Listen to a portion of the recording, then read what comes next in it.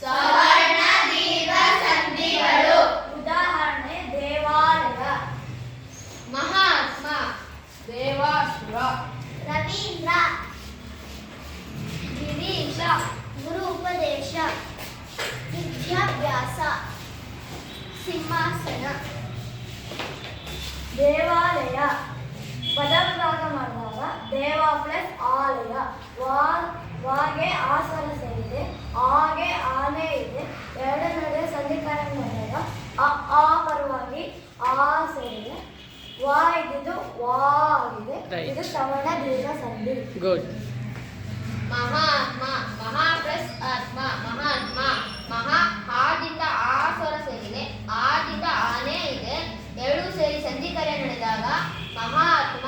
ಹಾದಿಂದ ಆ ಬಂದಿದೆ, ಆ ಮತ್ತೆ ಸಂಧಿ ಕಾರ್ಯ ನಡೆದಾಗ ಆ ಪರವಾಗಿ ಪರವಾಗಿ ಆ ಬಂದಿದೆ. ಇದು ಸವರ್ಣ ದೀರ್ಘ ಸಂಧಿ. ದೇವಾಸುರ ಪದವಿಭಾಗ ಮಾಡಿದಾಗ ದೇವ ಪ್ಲಸ್ ಅಸುರ, ದೇವಾಸುರ. ವಾಗೆ ಆಸ್ವರ ಬರುತ್ತೆ, ಹಾಗೆ ಆಸ್ವರನೇ ಇದೆ. ಇವೆರಡರ ಮಧ್ಯೆ ಸಂಧಿ ಕಾರ್ಯ ನಡೆದಾಗ ಆ ಪರವಾಗಿ ಆ ಬರುತ್ತೆ. ವಾ ಇದ್ದಿದ್ದು ವಾ ಆಗುತ್ತೆ. ದೇವಾಸುರ ಇದನ್ನು ಸವರ್ಣ ದೀರ್ಘ ಸಂಧಿ. ರವೀಂದ್ರ, ರವಿ ಪ್ಲಸ್ ಇಂದ್ರ, ರವೀಂದ್ರ.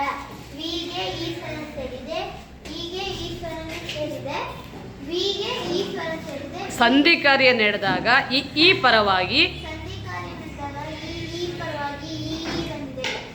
ವಿ ಇದ್ದಿದ್ದು ವಿ ಆಗಿದೆ. ಇದನ್ನ ಸವರ್ಣ ದೀರ್ಘ ಸಂಧಿ ಎಂದು ಕರೆಯುತ್ತಾರೆ. ಗಿರೀಶ ಎರಡು ಸೇರಿ ಪದವಿಭಾಗ ಪದವಿಭಾಗ ಮಾಡಿದಾಗ ಗಿರೀಶ್ ಗಿರೀಶ, ಗಿರೀಶ. ಹೀಗೆ ಈ ಸ್ವರ ಸೇರಿದೆ, ಈಗ ಈ ಸ್ವರನೇ ಸೇರಿದೆ. ಈಗ ಈ ತಗೊಂಡಿದ್ದೀವಿ. ಈ ಪರವಾಗಿ ಈ ಪರವಾಗಿ ಸಂಧಿ ಕಾರ್ಯ ನಡೆದಾಗ ಈ ಬರುತ್ತೆ. ರಿ ಇದ್ದಿದ್ದು ರಿ ಆಗಿದೆ. ರೀ ರಿ. ದೀರ್ಘ ಆಯ್ತು. ಯಾವ ಸಂಧಿ? ಸವರ್ಣ ದೀರ್ಘ ಸಂಧಿ. ಗುರು ಉಪದೇಶ ಪದವಿಭಾಗ ಮಾಡಿದಾಗ ಗುರು ಪ್ಲಸ್ ಉಪದೇಶ, ಗುರು ಉಪದೇಶ. ರೂಗೆ ಊ ಸ್ವರ ಸೇರಿದೆ, ಊಗೆ ಊನೇ ತಗೊಂಡಿದ್ದೀವಿ. ಎರಡು ಊ ಪರವಾಗಿ ಊ ಸ್ವರ ಬಂದಿದೆ. ರೂ ಇದ್ದಿದ್ದು ರೂ ಆಗಿದೆ. ಗುರು ಉಪದೇಶ ಸವರ್ಣ ದೀರ್ಘ ಸಂಧಿ. ವಿದ್ಯಾಭ್ಯಾಸ, ವಿದ್ಯಾ ಪ್ಲಸ್ ಅಭ್ಯಾಸ, ವಿದ್ಯಾಭ್ಯಾಸ. ವಿದ್ಯಾ ಆನೆ ಬರುತ್ತೆ, ದಲ್ಲಿ ಆ ಸೇರಿದೆ. ಓಕೆ. ನಲ್ಲಿ ಆ ಸೇರಿದೆ. ಅಭ್ಯಾಸ ಹಾಗೆ ಆನೆ ಬರುತ್ತೆ. ಆ ಸೇರಿ ಆ ಸೇರಿ ಸಂಧಿ ಕಾರ್ಯ ನಡೆದಾಗ ಏನಾಗತ್ತೆ?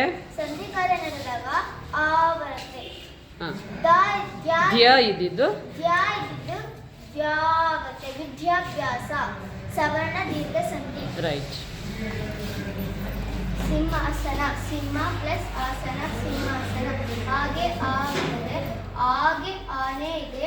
ಎರಡು ಸಂಧಿ ಕಾರ್ಯ ನಡೆದಾಗ ಹಾಗೆ ಆ ಬಂದಿದೆ. ಆ ಪರವಾಗಿ ಆ ಬಂದಿದೆ. ಆ ಪರವಾಗಿ ಆ ಬಂದಿದೆ. ಹ ಇದ್ದಿದ್ದು ಹಾ ಇದ್ದಿದ್ದು ಹಾ. ಇದು ಸವರ್ಣ ಸಿಂಹಾಸನ.